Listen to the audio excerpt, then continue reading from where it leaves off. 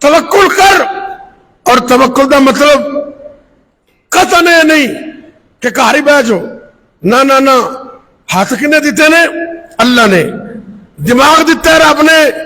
چلن واسطے پیر دیتے نے اس واسطے کہ محنت کرو. کی کرو؟ محنت.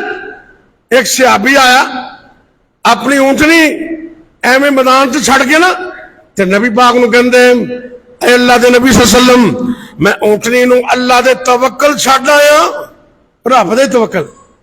آپ نے کہا کوئی گوڈا بنی رسا بنی؟ کہتا جی نہیں. آپ نے کہا چل واپس. ایکل و توکل.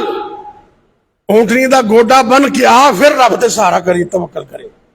تالا لگانا گارڈ رکھنا دکانداری کرنا اور محنت کرنا صبح صبح اٹھ کے دکان تے جانا یہ اچھی بات ہے. ایسے بندے نو اپریشیٹ کرنا چاہیے.